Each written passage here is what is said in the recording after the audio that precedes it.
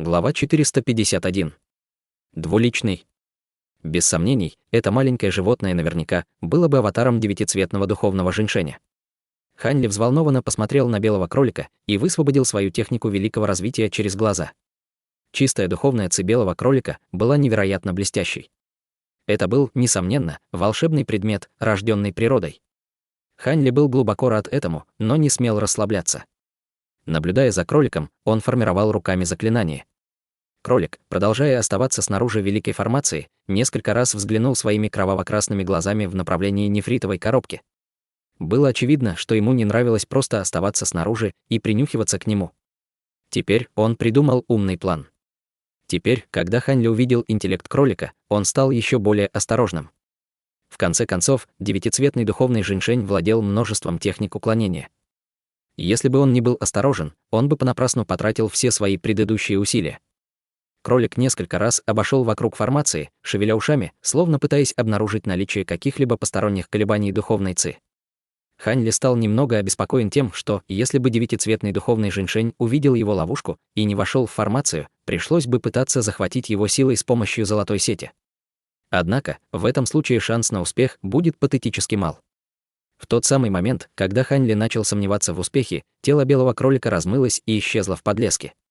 Хань Ли был ошеломлен. В следующее мгновение Хань Ли заметил появившееся белое пятно с другой стороны подлеска. Скорость, с которой передвигался белый кролик, заставляла его оставлять после себя фантомы. В мгновение кролик метнулся к нефритовой коробке, схватил ее в зубы и помчался прочь. Хотя действия белого кролика оставили его в небольшом оцепенении, он тут же пришел в себя. Неужели этому кролику удалось добиться успеха с помощью такого простого трюка, однако луч золотого света перехватил движение белого кролика. Белый кролик испуганно исказил свое тело в середине полета и бросился в другом направлении. Было уже слишком поздно. Барьер желтого света уже окружал его со всех сторон без возможности вырваться наружу. Кролик снова ринулся в световой барьер и был отброшен назад. Сначала он метался из стороны в сторону, а затем остановился, поворачивая головой и вращая глазами, будучи в панике. Со вспышкой белого света он превратился в шарик радужного сияния размером с кулак и немедленно полетел вниз, под землю. Но когда шар радужного сияния ушел вглубь на несколько дюймов, его оттолкнула еще одна вспышка желтого света. Теперь кролик был действительно волнован. Шар радужного сияния растерянно врезался в световой барьер, но в очередной раз был отброшен назад. В этот момент полоса золотого света сбила шар, который находился в воздухе. Шар света был к этому совершенно не готов. В следующее мгновение появился Хань Ли. Взмахнув рукой, у него в руке появилась золотая секта, которую ему дал костяной мудрец. Очутившись в сети, световой шар превратился в белого кролика, пытавшегося вырваться из нее. Но все было бесполезно, золотая сеть крепко удерживала его на месте. Хань Ли улыбнулся, поднес золотую сетку себе к лицу, чтобы взглянуть на белого кролика, а затем повесил ее на пояс. Затем он сел в центр формации, не собираясь снимать ее. Вместо этого достал заброшенную древность, плетеную корзину, и поставил ее перед собой. Он также выпустил из 2 мешков для хранения золотых прожорливых жуков и заставил их роиться над ним, образуя огромное светящееся облако. Затем Хань Ли спокойно сел и закрыл глаза, ожидая возвращения костяного мудреца с телом женьшеня. Дожидаясь его в этом месте, Хань Лин надеялся намекнуть костяному мудрецу, что будет лучше продолжить их сотрудничество и просто отдать ему женьшень. Он четко понимал, что их сотрудничество будет сохраняться только до тех пор, пока костяной мудрец считает его достаточно сильным. Естественно, если бы костяной мудрец продемонстрировал злые намерения, Хань Ли тут же сделал бы свой ход. Независимо от того, действительно ли девятицветный духовный женьшень обладал чудесным эффектом для перехода в стадию зарождающейся души, он все равно был настроен заполучить его. В конце концов, этот духовный предмет был широко известен. Он был убежден, что даже если это не повлияет на формирование стадии зарождающейся души, то все равно сможет найти ему достойное применение. С этой мыслью Хань Ли бессознательно открыл глаза и посмотрел на белого кролика у себя на поясе. Он был ошеломлен. Кролик полностью лишился своей прежней силы и был совершенно бессилен. Сердце Хань Ли вздрогнуло. Основное тело женьшеня наверняка уже было захвачено костяным мудрецом. В противном случае его аватар не выглядел бы таким безжизненным. Затем Хань Ли перевел свой взгляд на небо снаружи леса. По прошествии времени, которое потребовалось, чтобы закончить обед, в небе появилось темное облако костяного мудреца. Оно остановилось возле ограничительной формации и безмолвно поплыло туда. Хань Ли встал и уставился на темное облако. Он не планировал начинать разговор первым. Спустя какое-то время из облака раздался голос костяного мудреца. «Ты выглядишь так, как будто ты столкнулся с великим врагом. Что ты задумал? Ничего. Просто уровень моей культивации низкий». «Я действительно испугался внезапного падения старшего», — спокойно ответил Хань Ли. «ГМ, ты действительно слишком подозрительный. Если бы я не планировал отдавать тебе этот духовный предмет, то зачем мне доставлять тебя в такое далекое место? Не забывай, что мне все еще нужна твоя помощь, чтобы победить моего предателя-ученика». Костяной мудрец говорил так, как будто пытался подавить гнев. «Старший, я не уверен, но мне кажется, что все изменилось. Возможно, старший действительно нуждался в моей помощи, прежде чем войти в небесный зал. Но теперь я не уверен, что у вас все еще нет другого помощника». Хань Ли посмотрел на костяного мудреца острым, как меч, взглядом. «Что ты имеешь в виду?» Голос костяного мудреца стал холоднее, а на его лице появилось небольшое удивление. Хань Ли нахмурился и нетерпеливо сказал: «Старшему больше не нужно играть комедию. Почему бы вам просто не позвать его? Я видел его, когда он искал Жиньшень». Услышав это, костяной мудрец помолчал. Вскоре после того, как из облака появился низкий голос незнакомого человека: «Малыш, как ты смог увидеть меня? Я не могу поверить, что ты распознал мою технику маскировки. Я не собираюсь разговаривать с незнакомцем. У меня вопрос к старшему костяному мудрецу. Вы действительно хотите сражаться в битве, где обе стороны пострадают, только чтобы убить Цзень-Иня?» С насмешкой сказал Хань Ли. «Обе стороны пострадают. Ты действительно переоцениваешь себя. Даже если ты сможешь убить его, ты потратишь много усилий, и я готов заплатить за это». Сказав это, темное облако неожиданно выстрелило полосой желтого света, ударив по барьеру ограничительной формации. Цвет барьера резко изменился до огненного красного. Центр заклинания начал излучать тепло, словно это была печь. Выражение Хань Ли при виде этого, и он слегка вздохнул. Он поднял руку и выстрелил лазурным сиянием в барьер. Цвет барьера несколько раз менялся от красного к желтому, а затем принял свой первоначальный желтый цвет. Палящая жара исчезла, как будто это была иллюзия. «Что ты сделал с флажками моей формации?» Из темного облака раздался удивленный голос. «Что я сделал?» «Я сделал то же самое, что вы сделали», — сказал Хань Ли уклончивым тоном. «ГМ. Отлично. Кроме того, ты отлично использовал мою золотую сетку». Тон костяного мудреца стал ледяным. «Что? Неужели?» Выражение лица Хань Ли тут же изменилось. Он тут же сбросил золотую сетку с пояса. Но как только костяной мудрец сказал это, золотая сетка по вспышке стала угольно-черной. Она быстро выстрелила в сторону Хань Ли, превратившись в нить тонкой черной ци, и поспешно связала его. Кролик, который был внутри сети, был отброшен. Он оставался неподвижным, словно без сознания. То, что сейчас произошло, крайне удивило Хань Ли. Он не мог скрыть на лице шок. «Младший, как тебе нравятся призрачные нити? Ты все еще можешь использовать магическую силу в своем теле». Из облака донесся самодовольный смех костяного мудреца. Когда Хань Ли услышал это, он поспешно попытался проверить свою магическую силу, но вскоре его лицо стало пепельно-серым.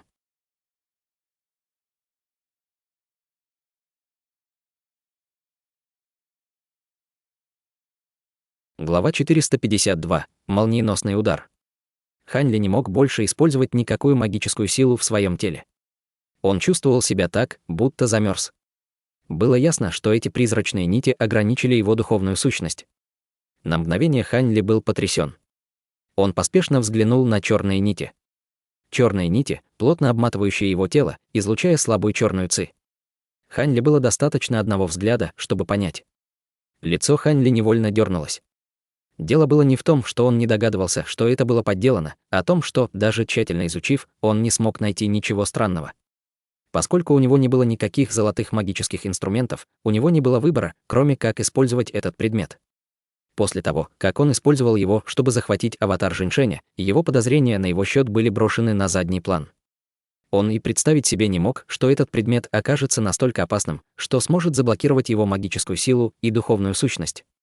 Однако удивление вскоре исчезло с его лица, в результате чего его лицо снова пришло в обычное состояние. Это было потому, что он вспомнил, что у него все еще есть ограничительное заклинание, которое его защищает. У него было достаточно времени, чтобы освободиться, прежде чем костяной мудрец сможет напасть на него. Хань Ли усмехнулся и собирался было позвать своих золотых прожорливых жуков, когда услышал небольшой шорох позади него. Это звук едва ли можно было услышать. Если бы Хань Ли ранее не покрыл площадь ограничительной формации своим духовным чутьё, вряд ли бы он смог его услышать. Чувствуя, как холод пробежал по его спину, Хань Ли резко свистнул и мгновенно повернул свое тело. В этот же самый момент золотые прожорливые жуки, которые роились позади него, заполнили все небо. Услышав громкий взрыв сзади, лицо Хань Ли стало мрачным. Хань Ли увидел, что рой золотых прожорливых жуков блокировал какой-то странный силуэт темно-зеленого силуэта света, который пытался напасть на него. Силуэт темно-зеленого света казался размытым из-за того, что его тело было покрыто призрачным ци. Его руки превратились в двух огромных темно-зеленых питонов. Они дико набрасывались на жуков, которые пытались приблизиться к нему. Поскольку ни один из жуков не смог приблизиться, они только могли не подпускать его к Хань Ли. Однако Хань Ли больше всего удивило то, что ограничительное заклинание было совершенно неповрежденным. Как силуэт мог спокойно проникнуть внутрь формации, но прежде чем Хань Ли смог оправиться от своего шока, темно-зеленый силуэт громко закричал: «Эти проклятые насекомые действительно способны поглотить мое бестелесное тело». Это просто ужас, это был тот же самый незнакомый голос, который он слышал раньше, но теперь он был очень взволнован. Хань Ли наконец заметил, что в тот момент, когда жуки начали атаку, они укусили зеленых питонов и проглотили пятнышки зеленого света. Неудивительно, почему он был так взволнован. В то же самое время, когда он только заговорил из облака, ему удалось скрыться и начать скрытую атаку. Хань Ли был полностью озадачен этим, но вскоре пришел в себя. Теперь у него не было времени думать об этом. У него не было никакого желания разговаривать с силуэтом, вместо этого он свистнул своим жукам. Небольшая часть золотых прожорливых жуков отделилась от группы и выстрелила в его сторону. Они ползли по всему телу, поглощая черные нити. Поскольку его магическая сила была ограничена, Хань Ли мог только контролировать жуков, используя только звук. Ему нужно было освободиться, прежде чем враг выяснит, как справиться с его жуками. В конце концов, Хань Ли все еще помнил, как его жуки пострадали от призрачного воя. Если бы это произошло снова, это было бы ужасно. В этот момент барьер, казалось, протаранил тяжелый предмет. Немного померцав желтым светом, барьер начал размываться. Хань Ли равнодушно взглянул на это. Он увидел, что костяной мудрец, находившийся в воздухе, атаковал барьер одновременно с действиями темно-зеленого силуэта. Темное облако непрерывно ударяло по световому барьеру с 3-метровыми массами черной ци. Оказалось, что барьер долго не продержится. Странный свет засветился в глазах Хань Ли. Он перестал наблюдать за действиями костяного мудреца, а вместо этого перевел свой взгляд на жуков, которые блокировали темно-зеленый силуэт в 40 метрах от него. Черные призрачные нити на его теле к этому моменту уже были наполовину разорваны. Хань Ли уже чувствовал, что его духовная сущность и магическая сила медленно возрастают, в результате чего у него на лице появилась радость. Как только его магическая сила вернется в норму, у него будет много методов, которыми он сможет воспользоваться. В этот момент зеленый силуэт заревел и начал вращаться вокруг собственной оси. Через секунду он превратился в огромную скалу, вращающуюся с большой скоростью. Он метнулся в рой жуков, медленно приближаясь к Хань Ли. 10 тысяч золотых прожорливых жуков продолжали преследовать его. Несмотря на то, что большая часть из них была подвалена вращающейся скалой, небольшая часть из них сумела вцепиться в него и замедлить действие. Когда другие жуки увидели это, они стали скапливаться вокруг него. Спустя мгновение весь темный силуэт полностью был покрыт ползающими по его телу жуками и уже был не способен вращаться. Жуки пожирали его тело. Хань Ли был поражен. В результате суицидального действия зеленого призрака Хань Ли почувствовал не только радость, но и большое опасение. То, что произошло потом, подтвердило его подозрение. Через секунду тело зеленой тени, которое уже было покрыто жуками, начало раздуваться в большую сферу и светиться ослепительным зеленым сиянием. Нехорошо. Хань Ли хотел призвать жуков, но было уже слишком поздно. Зеленая сфера испустила оглушительный удар, выпустив чрезвычайно холодную ауру, которая поглотила всех жуков. Центр этого взрыва сиял ослепительным зеленым светом. Из него вырвался тонкая струйка зеленого дыма, которая быстро выстрелила в сторону обездвиженного Хань Ли. «Твое тело будет моим». Зеленая нить вспыхнула ревущим смехом, превратившись в злобную голову призрака длиной в метр, которая продолжала приближаться к нему. Когда костяной мудрец увидел это, он слегка улыбнулся.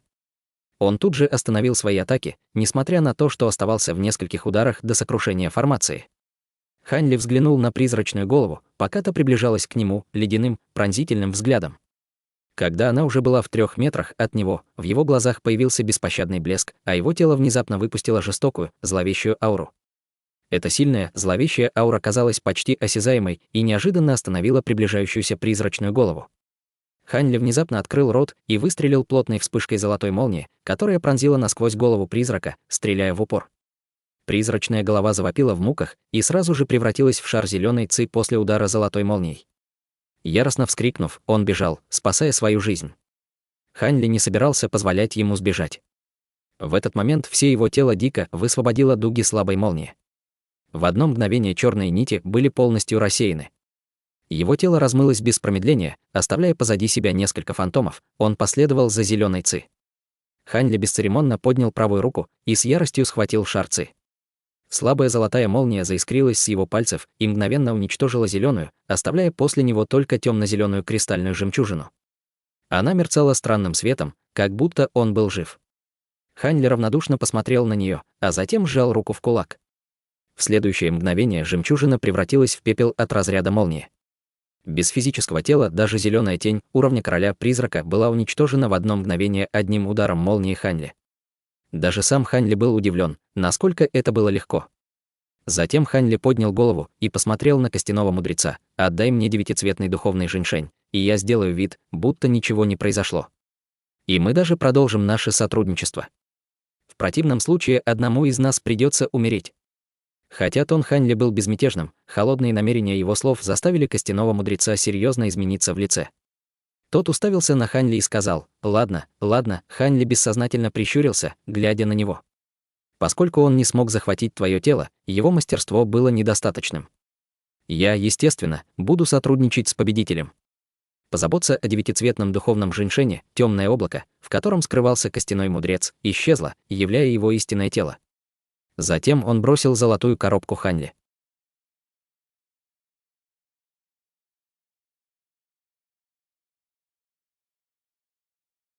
Глава 453. Вторжение Цзень-Иня. Хань Ли хладнокровно наблюдал за тем, как ящик отскочил от светового барьера и упал на землю снаружи. У него не было ни малейшего желания снять ограничительное заклинание. Он только торжественно наблюдал за золотой коробкой в полной тишине. Костяной мудрец заложил руки за спину и сказал, что «Ты боишься, что эта коробка тоже находится под влиянием моих призрачных нитей? Расслабься. Этот старый призрак уже сдался. Я больше не могу действовать против тебя, поскольку я оставил тебя только для того, чтобы помочь мне справиться с Цзень-Инем. То, что в твоем теле там много магических сокровищ из золотого молниеносного бамбука, превзошло все мои ожидания. Они являются довольно эффективными против глубокого черного искусства Цзень-Иня. Навредить тебе сейчас все равно, что навредить себе». Хань Ли пристально уставился на костяного мудреца. Один раз он уже предал его, не было никакой гарантии, что он не захочет сделать это снова. Хотя его слова и действия были приятными, ему было лучше оставаться бдительным. С этой мыслью Хань Ли поднял руку и выстрелил тонкой дугой слабой золотой молнии, ударив по золотой коробке. Она несколько раз затрепыхалась от разрядов молнии, но ничего странного не произошло. Хань Ли вздохнул с облегчением.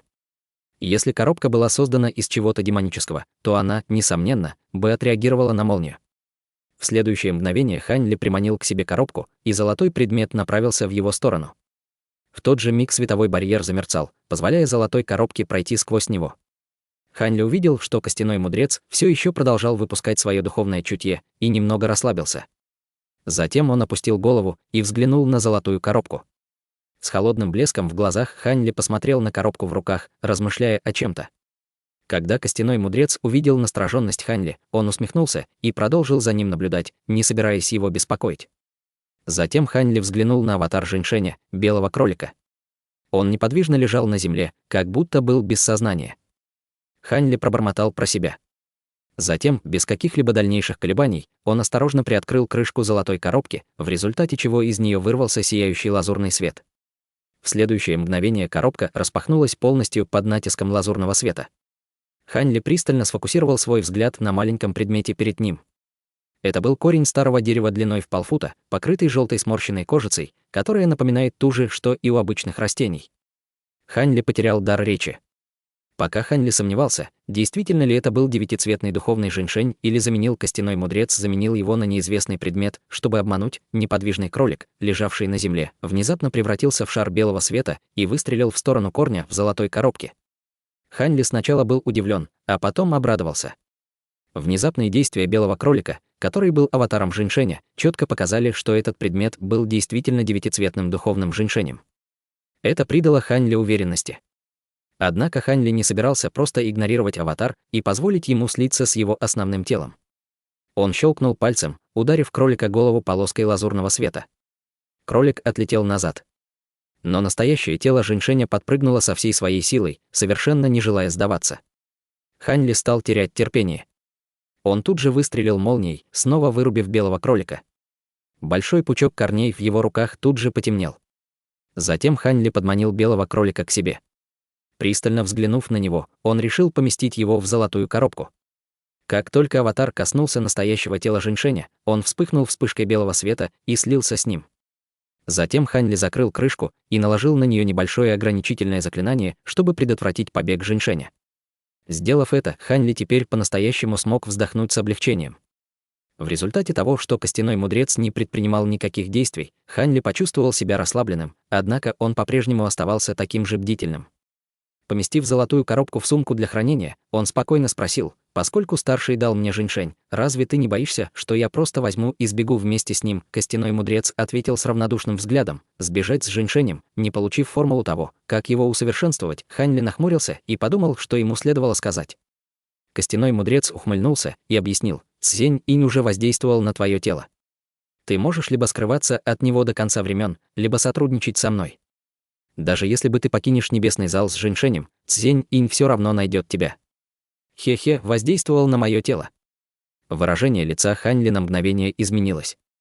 Он не верил, что его тело могло быть подвергнуто какому-либо воздействию без его ведома, учитывая огромную силу его духовного чутья. Костяной мудрец, естественно, догадался, о чем думал Хань Ли, и сразу же ухмыльнулся. Однако, как только он собирался представить доказательства, его выражение лица внезапно изменилось, и он посмотрел вдаль. Хань Ли был сбит с толку этим, но он сразу почувствовал, как в голове его возрастала тревога. Ему казалось, что старый дьявол пытался обмануть его. Но по какой-то неизвестной причине костяной мудрец поспешно повернулся и сказал то что-то, что заставило Хань Ли немедленно напрячься. «Цзень-инь идет. Скорее всего, он пришел за тобой. Каждый сам по себе». Сказав это, костяной мудрец превратился в темное облако и улетел, мгновенно исчезнув. Хань Ли был ошеломлен. Не успел костяной мудрец сказать это, как рядом послышался грохот, а затем призрачный вопль. Огромное море плотных черных облаков закрыло все небо. Казалось, что они идут в этом направлении, сердце Хань Ли ушло в пятки. Это темное облако было наделено невероятным давлением глубокого черного искусства инь. Скорее всего, тот, кто шел за ним, был великим мастером Цзень-инем. Неужели он хотел внезапно наброситься на него, не зная, где Хань Ли сейчас находится? Откуда великий мастер Цзень-инь мог знать его местоположение с такой точностью? В этот момент Хань Ли понял, каким на самом деле был этот костяной мудрец. Разве это не он предложил заключить союз, чтобы победить Цзень-иня? А теперь он сбежал, оставив Хань Ли сражать в одиночку. Поскольку костяной мудрец скрылся, у Хань Ли теперь не оставалось другого выбора, кроме как действовать по ситуации. Пока Хань Ли оставался внутри формации, черные облака мгновенно появились над лесом и внезапно остановились. Хань Ли молча наблюдал за этими облаками, затаив дыхание. Он считал, что Цзень-инь не убьет его с одного взгляда, а сначала объяснит, почему он преследует его. Хотя Хань Ли уже думал об этом долгое время, к своему сожалению, он не мог понять почему. С этой мыслью Хань Ли восстановил свое спокойствие, внимательно наблюдая за черными облаками, и стал ждать, как Цзень-инь заговорит. Но, вопреки его ожиданиям, из черных облаков в направлении магической формации выстрелила вспышка черного цвета со скоростью молнии. Раздался оглушительный взрыв, в результате чего барьер не смог выдержать ни секунды и развалился в следующее мгновение. Поскольку для луча черного света теперь не было препятствий, он сразу выстрелил в Хань Ли. Лицо того стало смертельно бледным в одно мгновение. Его тело невольно дернулось несколько раз, повинуясь инстинкту, в результате чего ему удалось уклониться от удара, переместившись на 100 метров от своего первоначального местоположения с выражением яростной тревоги. Хань Ли взмахнул рукой, не колеблясь. Около сотни огромных кукол-обезьян появились вокруг него. Затем он выпустил жуков из своих мешков для хранения. Взгляд Хань Ли стал холодным. Хотя он знал, что его шансы на победу были незначительно пафосными, он не собирался сдаваться без боя. Он не хотел смириться со своей смертью, в то же время 9 облачных бамбуковых мечей, которые были запечатаны внутри его тела, начали вращаться, наполняясь духовной силой.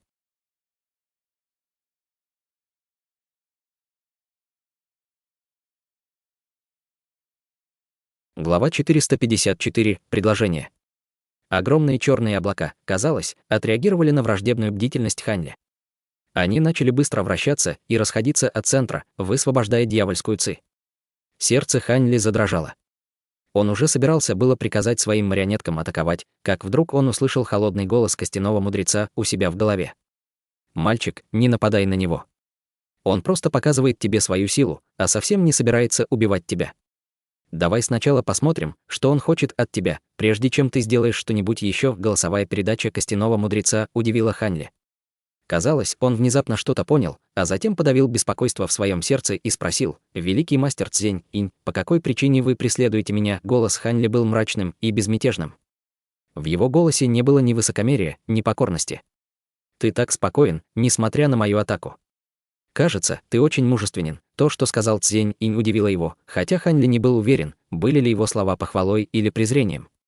«Поскольку вы являетесь культиватором стадии зарождающейся души, и если вы захотите уничтожить меня, моя храбрость ничего не изменит», Хань Ли бессознательно нахмурился и ответил спокойным тоном.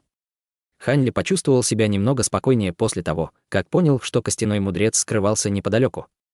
И если бы он действовал вместе со старым дьяволом, который знал слабость глубокого черного искусства, он мог бы сражаться против Цзень-иня. Естественно, для этого было нужно, чтобы костяной мудрец помог ему, чего Хань Ли не мог гарантировать. В результате у него не было ни малейшего желания злиться на костяного мудреца. В этот момент черные облака в конце концов взлетели вверх и вспыхнули несколько раз вшух. Облака исчезли, показывая мужчину средних лет и низкого, худощавого юношу, Цзень-иня и Вучжоу.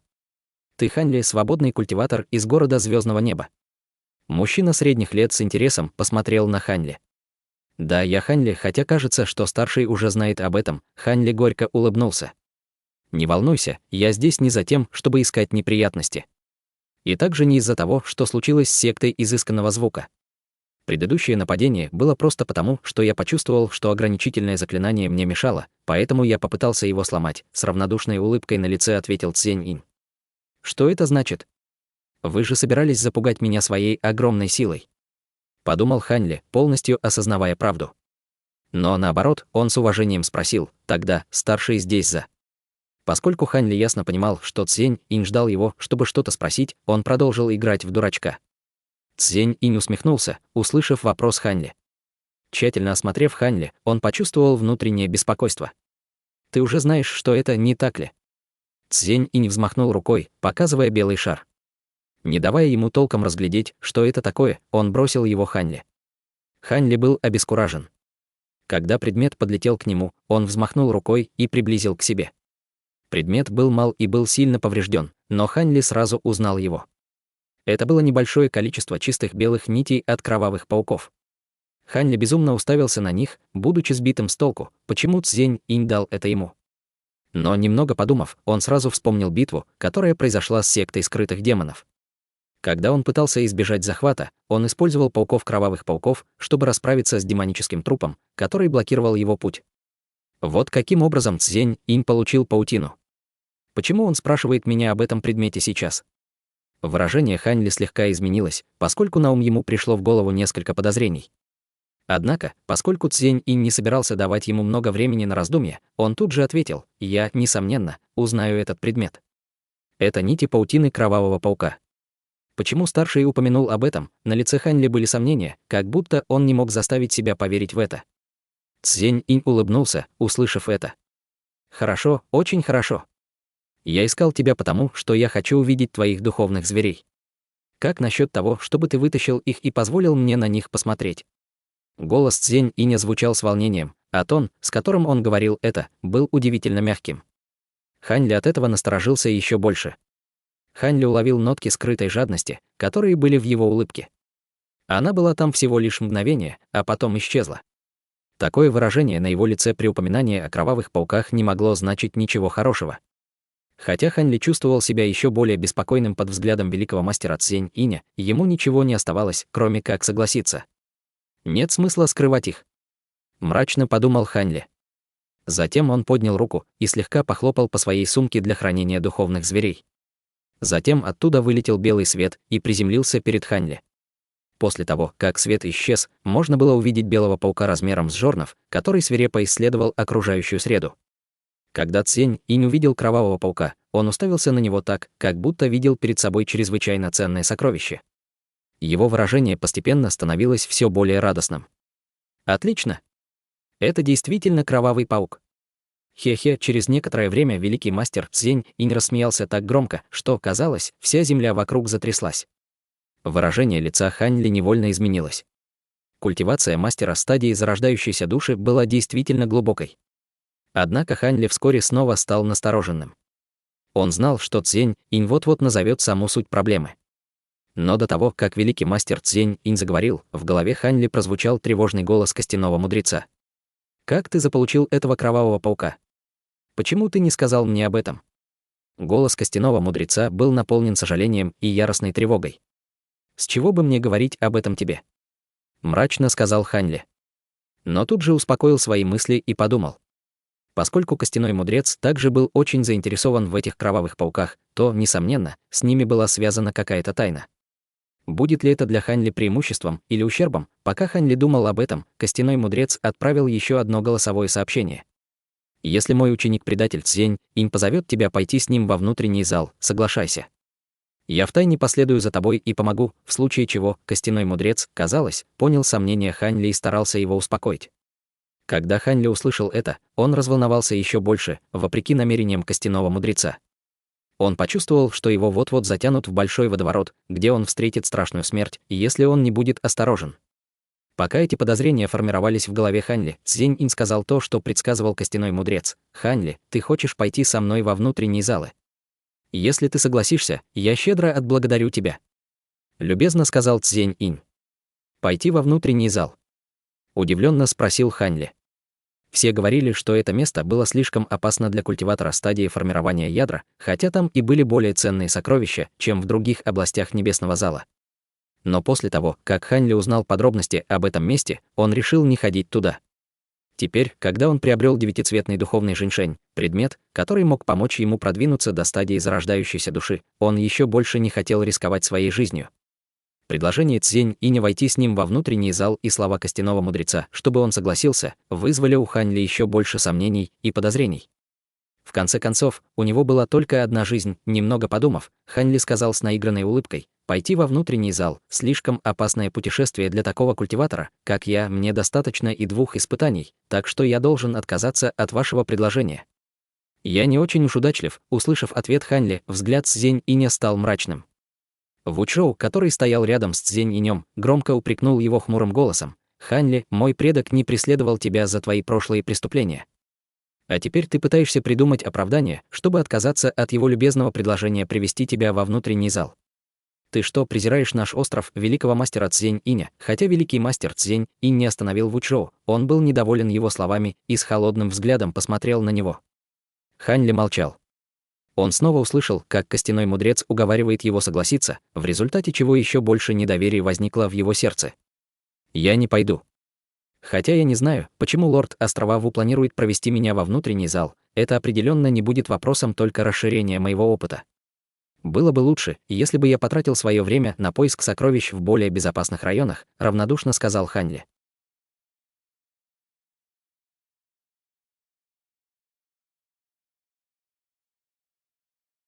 Глава 455. Еще один сюрприз, ГМ. «Ты действительно считаешь, что это ты решаешь, пойдешь ты или нет? Если ты не пойдешь с нами, я убью тебя здесь же. Ты действительно считаешь, что наш остров Цзень Иня не осмелится действовать, испугавшись исполнителей Дворца Звезд?» В глазах Вучжоу сверкнули зловещие намерения. Хотя великий мастер Цзень Инь уже делал Вучжоу предупреждение взглядом, он все еще пытался угрожать Хань Ли. Хань Ли был на самом деле по каким-то причинам неприятен Вучжоу. Он испытывал к нему откровенную злость. Хань Ли чувствовал то же самое, однако сейчас он не обратил внимания на эту внезапную вспышку гнева Вучжоу. Вместо этого Хань Ли обратился к Цзень Иню. По неизвестной мне причине, старший нуждается в моем духовном звере. Однако, вам следует знать, что если вы меня убьете, духовный зверь не признает другого хозяина. Кроме того, я способен приказать кровавому пауку взорваться в любой момент. Разумеется, старший бы не хотел этого. Хань Ли прекрасно понимал, что Вучжоу просто играет роль бумажного тигра.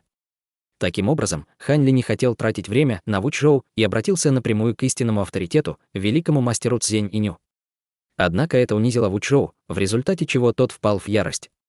На его лице тут же появилось враждебное выражение, и он выругался на Хань Ли, однако вскоре был остановлен Цзень Инем. «Хорошо, я тебя понял. Поскольку нам нужен твой духовный зверь, я, естественно, не буду звать тебя с собой за так. Как только мы прибудем во внутренний зал, я...» Как только Цзень Инь собирался перечислить его условия, его выражение внезапно стало угрюмым, и он замолчал. Он повернул голову и яростно посмотрел в определенном направлении со злобным взглядом на лице. «Я знаю, что ты здесь, покажись». Голос Цзень Иня звучал с холодным намерением убийства. Он сильно разозлился. Хань Ли почувствовал тревогу. Он сразу же понял, что Цзень Инь обнаружил костяного мудреца, и стал бессознательно размышлять над тем, как ему справиться с этой ситуацией. Однако Хань Ли был удивлен, когда услышал пожилой голос. «Это всего лишь я, Пал Ву. Нет необходимости так злиться. Я случайно оказался здесь. Не говори, что все еще собираешься напасть на меня». В сотни метрах над землей висел старик в одежде конфуцианского ученого, излучающий лазурный светящийся свет. Этот человек был хорошо знаком мастеру Цзень Иню, это был тот самый Лао Мэньцин и Цин И. «Ты преследовал меня». Когда Цзень Инь увидел его, он поморщился, и его намерение убивать исчезло. «Что? Преследовать тебя?» Я пролетал мимо, когда заметил, что Даос Ву разговаривает с этим юношей. И я решил подойти, поздороваться. Я не думал, что мое присутствие так огорчит вас.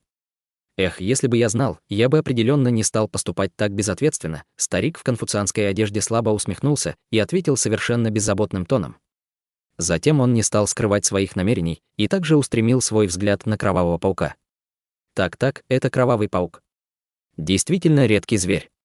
Согласно информации от более ранних культиваторов, это один из духовных зверей, которые, скорее всего, способны приобрести небесный котел.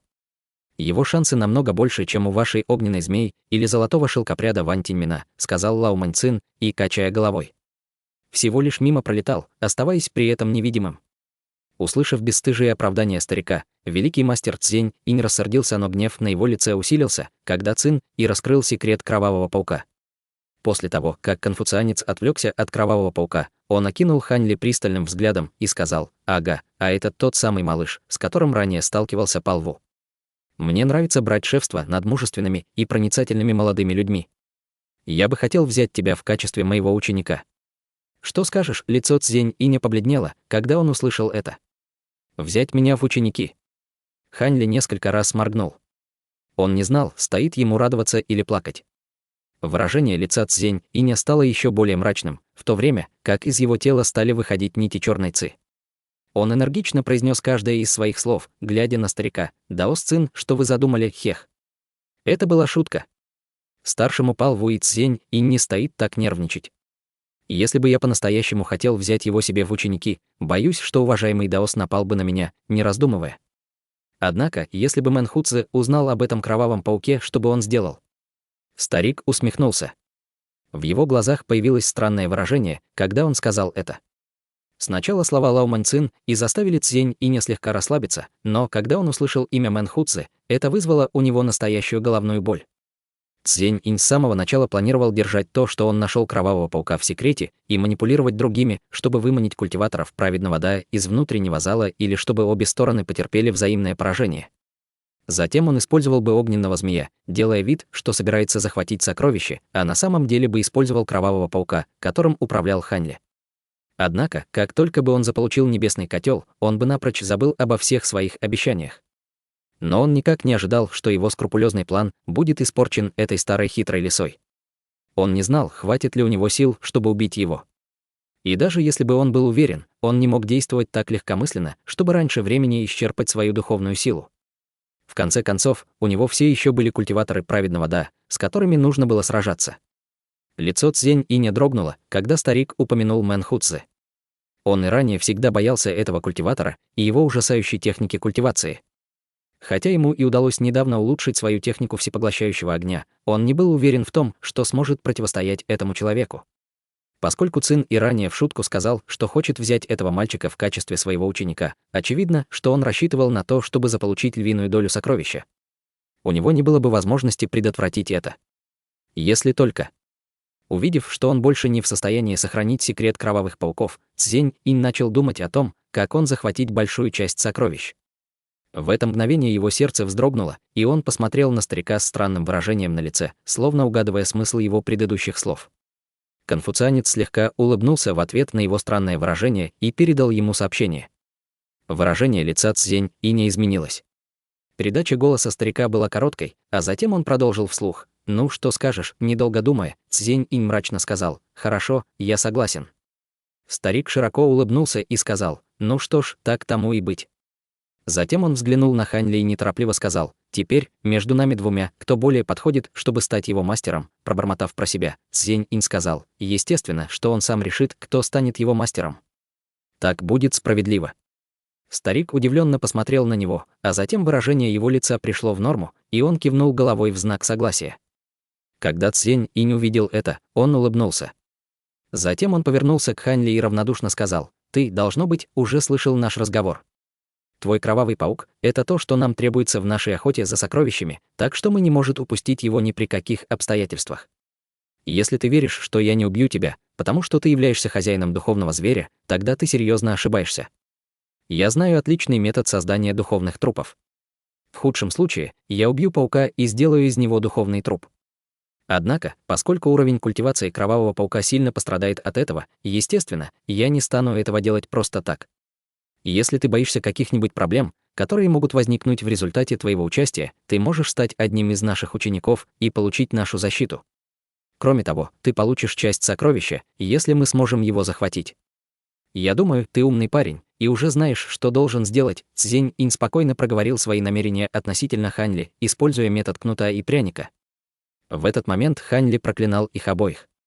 С тех пор, как прибыл конфуцианский старик, Хань Ли почувствовал себя неловко, как будто ситуация ухудшилась.